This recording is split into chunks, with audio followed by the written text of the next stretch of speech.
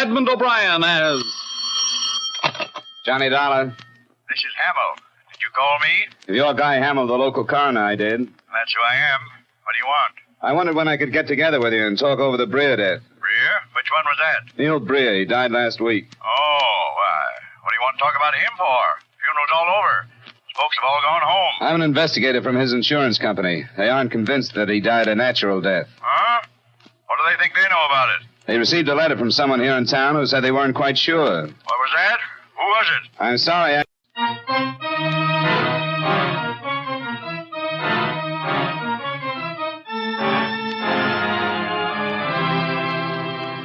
Expense account submitted by Special Investigator Johnny Dollar to Home Office, Great Eastern Insurance Company, Hartford, Connecticut. The following is an accounting of expenditures during my investigation of the Neal Breer matter. Expense account item 1, $235 airfare and incidentals between Hartford and my destination. In compliance with the company's request, I will not make that city and its state a matter of this record, and I will leave it up to the company to strike the true names of the people involved. My first personal contact was the man whose letter had set off the investigation, Dr. Henry Richards. We met in his office secretly that evening after his nurse had gone home. I'm sorry to admit, Mr. Dollar, that there have been moments when I regretted writing that letter. I have a wife and a son and a practice to think about. This is a small town, and I could be banished for stirring up a lot of unnecessary trouble. Both the company and I understand, Dr. Richards, and we want you to know that your letter and everything you tell me will be kept in strict confidence if Neal Breer's death was due to natural causes. If it wasn't, of course, the letter and my report will do you no harm. Yes, I see. You've nothing to worry about. I'll be the villain. As a matter of fact, I think I am one already. I talked to your coroner. Hamill, you told him why you were here? Yes. The only way for me to handle this is to stay out in the open with him and everyone else. If I make a fool of myself, I'll take a late train out of town. You told him you received a letter? Yes, but not from whom? You're sure he doesn't suspect me? He didn't sound like he did. There's no reason for him to, is there? You issued the death certificate, didn't you? Yes, I did. Tell me about Breer. How old was he? He was 26. He was taken seriously ill at work. Where did he work? He was part owner of a service station. I was called there that morning. He was in a coma when I arrived, but Bircher described his convulsions to me. Bircher was his business partner? Yes, Wesley Bircher. He described the convulsions quite clearly. It sounded as though they were the result of a violent heart attack. I want you to understand, Mr. Dollar, a heart condition could have caused the symptoms he described and his condition when I got there.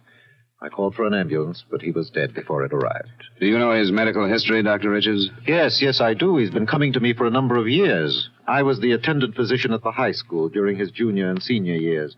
He was a classmate of my son, Alan, and he and a number of the others continued to come to me, Bircher for one. Did Breer have trouble with his heart? Yes, there had been a condition, but it wasn't serious at his age. I told him that he'd have to be careful when he reached a certain age, but I was stunned at his death. I hesitated as long as I could before I signed the death certificate, but as I told you, if I'd refused to sign it, I don't think it's fair to ask a private physician to take that responsibility. I don't either, but it seems to be the way we run things. What else might have caused his death, Doctor? Obviously a poison. Yes. Bismine. That's a metallic poison, isn't it? Yes. How fast does it work? 20 to 40 grains would be a fatal dose, and from 10 to 30 minutes. And the symptoms could have been those described by this Bircher? Yes, convulsion, coma, and death. Breer is buried here in town? Yes. What are you going to do? We want to arrange for an autopsy. I don't know how you'll do that. Well, I'm going to ask you to play one more part in this, and then I won't involve you anymore. You haven't told anyone about the letter you wrote us? No, not even my family. All right. I'll come tomorrow morning when your nurse will be a witness. I'll demand that you show me Breer's medical history, and I'll go to the coroner and ask for an autopsy. I know I started it, but I don't like it now. Believe me, Doctor, you have nothing to worry about. And you wouldn't have started it if you didn't want to see the right thing done, true? Yes. I'll see you in the morning.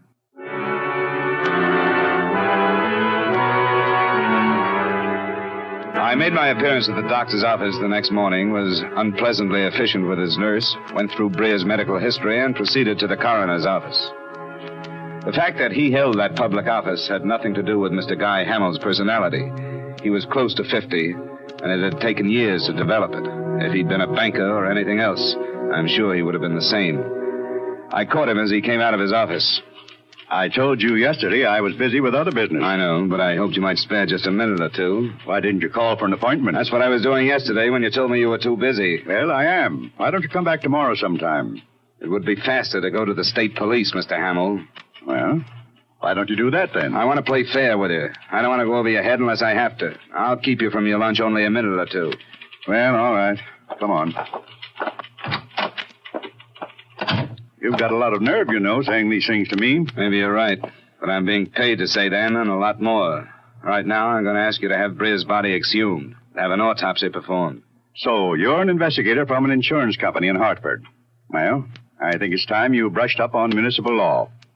As a coroner, I'm required by law to hold an inquest and order autopsy when there is reasonable grounds to suspect that the deceased suffered a violent or unnatural death or died suddenly from some unknown cause. Yeah, that's a perfect quote. Neal Breer died as a result of a heart attack, and a competent doctor issued a signed death certificate to that effect. Do you have reasonable grounds? Yes, the letter I told you about. Reasonable. In effect, it said that Breer was young and healthy and that there was a reasonable question about his dying of heart attack. Did this person presume to know as much about Breer as his doctor? As much, maybe. How familiar are you with poisons? Have you been trained to diagnose their symptoms and so on? No, I haven't. I rely on the attendant doctors to inform me. I'm not blaming you for that, but has it ever occurred to you that every practicing physician is not an expert toxicologist? The study of poisons is almost a science in itself. It's not my job to check up on the doctors that sign death certificates. And what's this about poison? There is a poison that, while it's killing, gives the same symptoms as a heart attack. I'm adding that to the letter the insurance company received. To me, that adds up to reasonable grounds for suspicion. You know, I think your heart is in the right place.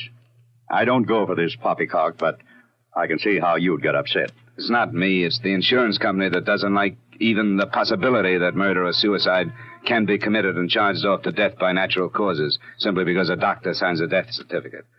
Now, do I get my autopsy? The case is closed no matter what you say or think. It's the law. Do you think Breer survivors will feel the same way, his father and widow? I don't know. You can go ahead. If his survivors demand an autopsy, and I don't think they're fools enough to, then I'll accept that as reasonable suspicion, and I'll order an autopsy. That's good enough. And if you talk them into it, you're going to be held responsible as far as I'm concerned. Now, I'd like to eat my lunch, if you don't mind.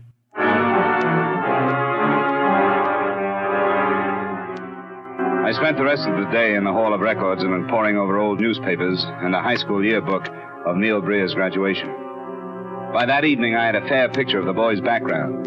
He'd been a hard-working student, a good athlete. He'd eloped with a classmate, Paula Wilson, less than a month after they'd left school, and since then he had lived a completely average small-town life. There would be no reason for suspicion, except for the doctor's letter and his statement to me. So I kept that foremost in my mind, and after a 6:30 dinner, went to pay a call on Breer's widow, an attractive girl who turned an ashen gray when I told her why I'd come. Why would anyone say such a thing? I don't know, Mrs. Breer, unless they had reason to believe it. Believe what? I don't understand. Why should anyone think Neal died from poison? I went to see Dr. Richards this morning. I demanded that he show me your husband's medical record. There was a heart condition, but it shouldn't have been fatal. Not at his age. Nobody told me. Please leave me alone. I can't, Mrs. Breer. Not after coming this far and learning what I've learned. I can't stop until an autopsy is performed and I learn the truth, whichever way it goes. No. It would be much easier for all of us, I think, if you'd help me. No, I won't. I can't stand it. You can't ask me to go through it all again. I'd hoped you'd want to know the truth yourself. I know the truth. Neal is dead. And there's nothing I can do about it. Nothing. Now leave me alone. Please go away. Leave me alone.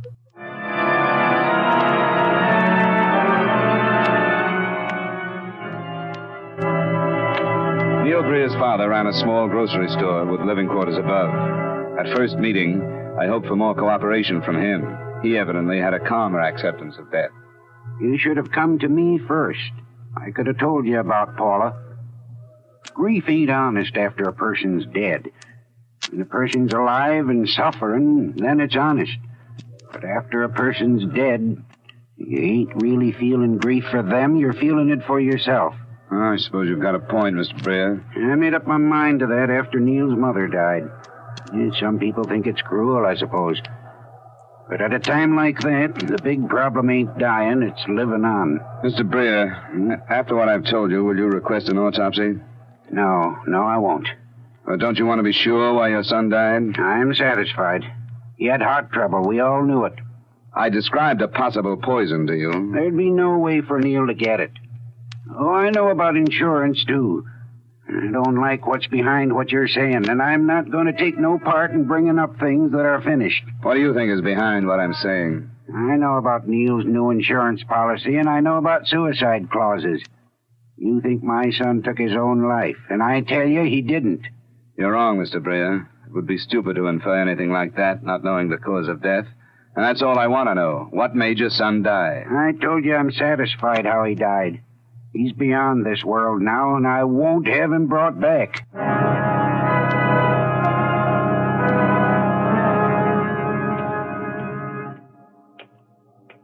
Good evening, sir. Hello. Key to room 312, please. Yes, sir.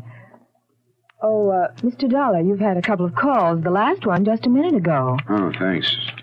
No name left? No, sir. Who took the calls, please? I did. We don't have a regular phone operator. This gentleman, what did he say? Why, he asked for you. No, the first time he asked if you were registered here and had me ring your room. Then he called back a minute ago. He seemed awfully upset. Did you ask his name? Yes, but he said, never mind, I'll call back. Could you tell anything about the voice, like whether it was an old man or a young man? Well, I'd say it was young. Yes, young and almost hysterical. Yeah. Here's my card and ID. Oh, yes, sir. When this man calls again, I want you to listen to the conversation. I'll get into trouble. No, you won't. Maybe over a legal matter, I'd like to have a witness. I can't pay for your help because paid witnesses are no good. Will you help me? If you're sure it's all right. It is. That's a promise. Thanks. I'll go right up to my room.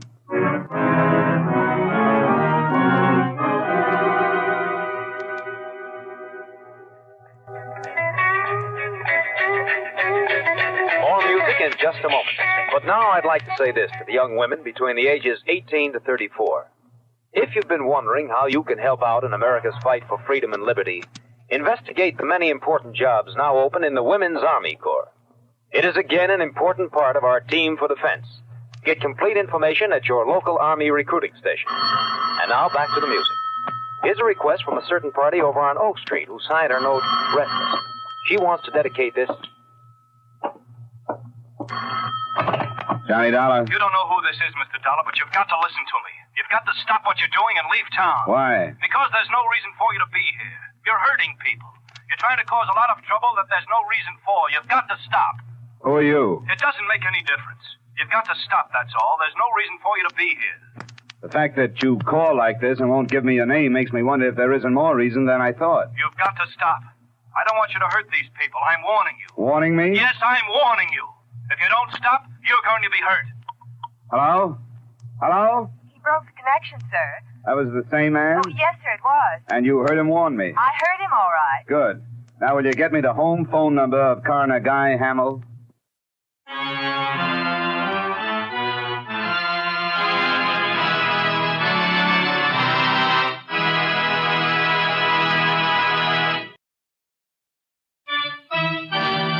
And now with our star, Edmund O'Brien, we bring you the second act of yours truly, Johnny Dollar.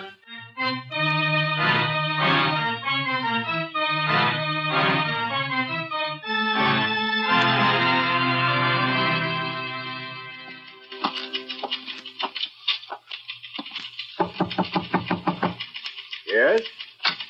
Dollar, Mr. Hamill. Oh, yes. Come on in. Well, I suppose you feel perky this morning. Better than I felt yesterday afternoon, I can tell you that. Well, I suppose you've got it right. The toxicologist's on his way from the state capitol. The body will be ready for him and his helpers when they get here. I hope you understand that I couldn't do anything but what I did. Sure I do. All I have to go by is the death certificate. But something like that phone call to you comes up, and then I can move. I suppose you never thought of it, but your position and that of a big share of the coroners in the country is pretty much the same as the position of the insurance companies. Hmm? Well, all they've got to go on is the certificate, too. Doctor signs one, the company meets the claim. Nobody will ever know how many poisonings have been chalked off to natural causes.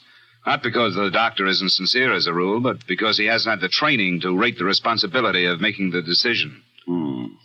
Well, it's 9:30. Those men from the capital should be here in an hour or less. I guess I'd better see that things are ready for them. You want to be on hand? No, thanks, Coroner. I'll leave my name and number with the clerk if you'll have them phone me when they're through, huh?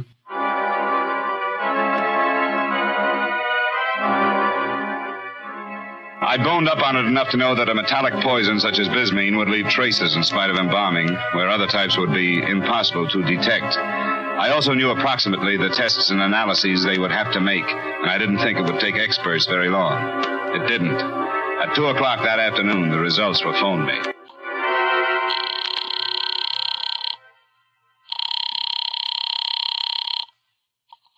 Hello, Dr. Richards speaking. This is Johnny Dollar, Doctor. Oh, yes. What is it? Well, you should feel proud of yourself, sir. Neal Breer's death was caused by bismine. What's that? An analysis was made? I didn't know anything about it. It was kept under cover. A man from the state capitol came over. They just finished. Well, then my instinct to write the letter was sound. Certainly was, and I hope you get the credit you deserve. No. But at least you and I can meet in public. How about dinner tonight? I'd like to, but I can't promise. Actually, this case has just started for me. Oh, of course, I should have thought of that. And I'm right back to you for help again. Yes, certainly. About the availability of bismine. Where could Breer have gotten a hold of some? Very small amounts of it are used in the treatment of certain blood disorders. It's not a common drug by any means. I really don't know where a layman would get it. Okay.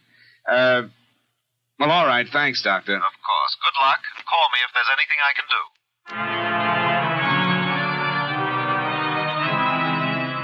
The inquest was not to be held until the following morning, but I asked for and got permission to start my investigation before the formal pronouncement of the jury. We all knew what it would be. Death self-inflicted, or by the hand of person or persons unknown.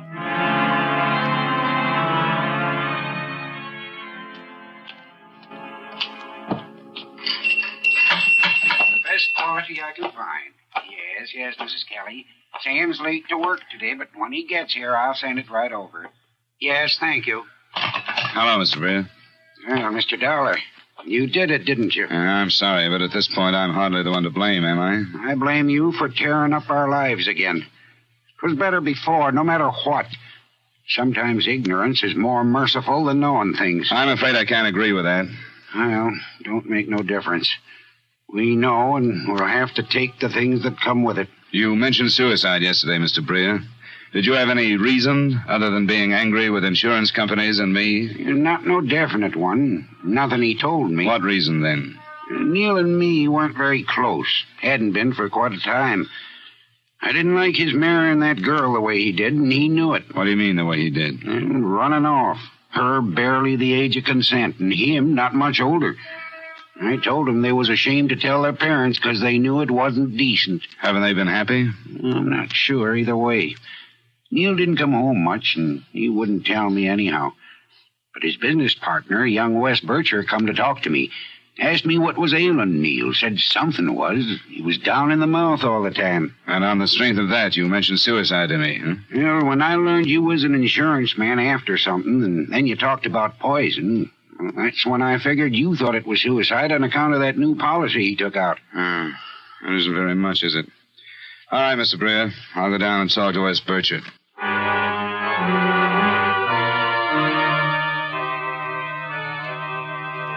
Mr. Breer's talking about? Oh, sure. I went out to see him. I drop by the store and buy a pack of cigarettes once in a while. When did this happen about Neal, anyway? This thing about poison? Just today, they exhumed his body and made some tests. Good. I just can't believe it. And his dad talking about suicide. Nothing seems to make sense to me. And you don't think he was depressed about his marriage? Well, not depressed exactly. What then? What I said to his dad was that Neal didn't seem to be interested in anything anymore.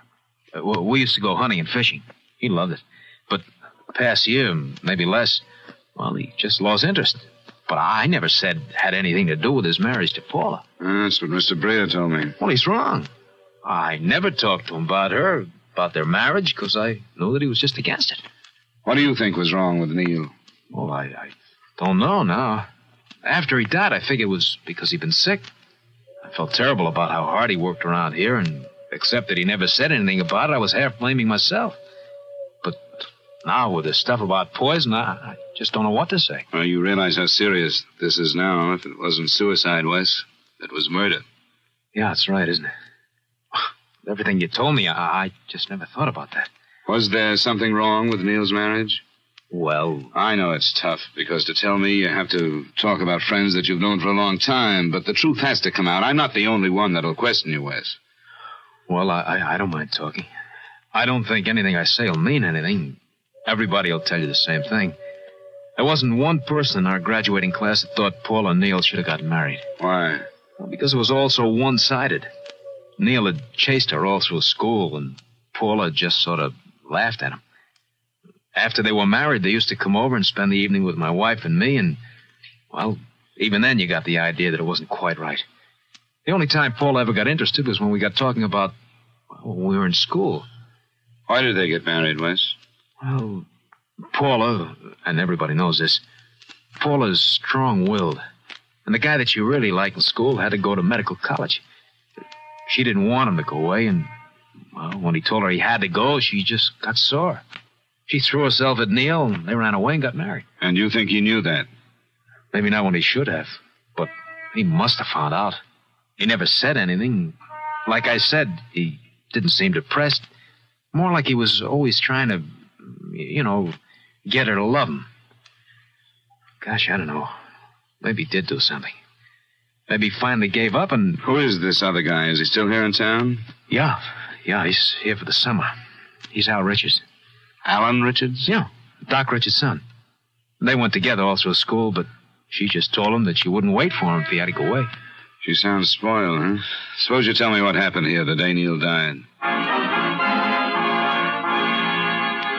According to Bircher, nothing unusual had happened that day. They'd opened their place at 7:30. They hadn't worked unusually hard. They'd taken a break at about 9. And Neal Breer had been taken ill about 25 minutes later. And as I'd heard, he was dead not long after that. These people didn't fit into a picture of murder. None of the innocent ones had suspected it for a minute. But it was murder. I didn't have any proof of it when I left the service station, but I thought I had answers to a lot of questions. The solution was pathetically simple.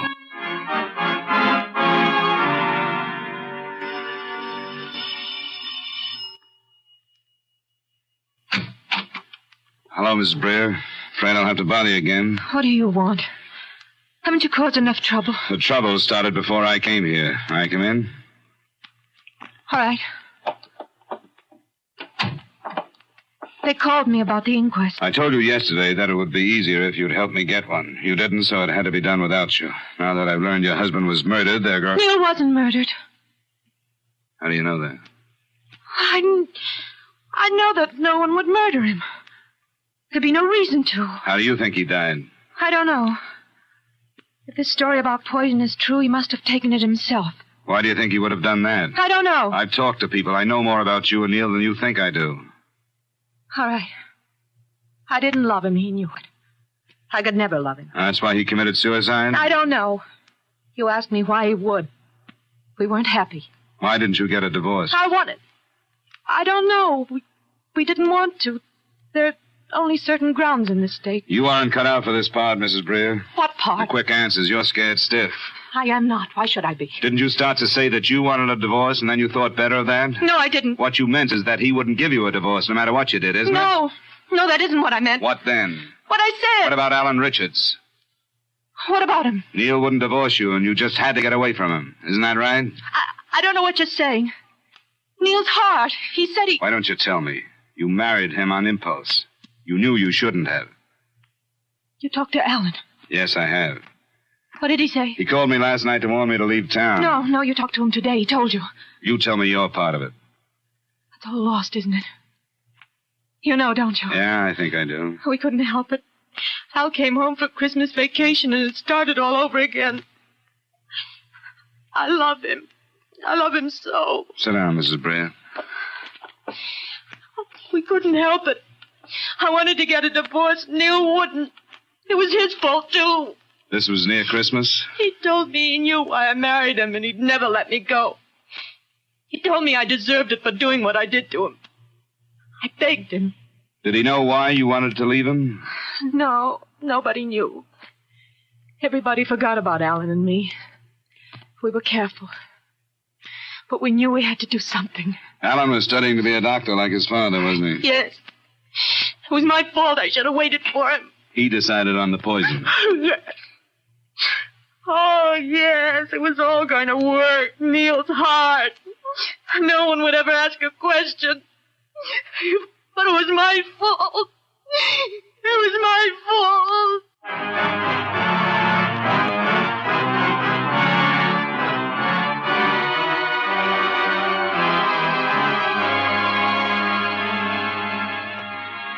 The rest of it I gave to the police. The fact that the uncommon poison was available to a medical student was administered by way of a vacuum bottle of coffee.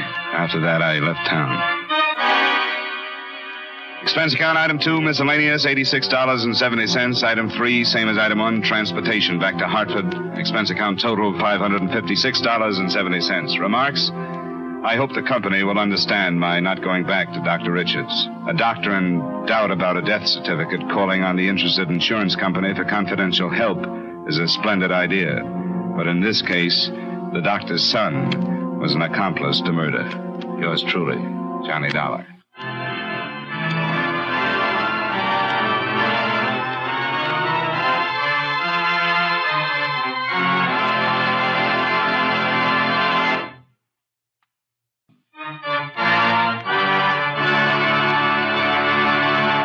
Yours truly, Johnny Dollar, stars Edmund O'Brien in the title role and is written by Gil Dowd with music by Eddie Dunstetter. Featured in tonight's cast were Ralph Moody, Edgar Barrier, Joe Duvall, Gene Bates, Mary Shipp, Tony Barrett, and Peter Leeds. Yours truly, Johnny Dollar, is transcribed in Hollywood by Jaime Del Valle.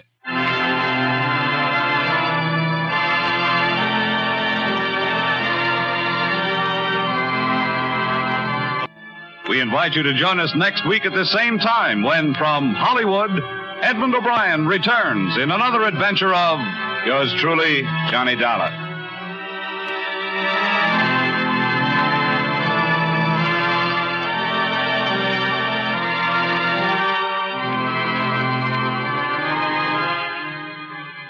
Bob Stevenson speaking. This is CBS, the Columbia Broadcasting System.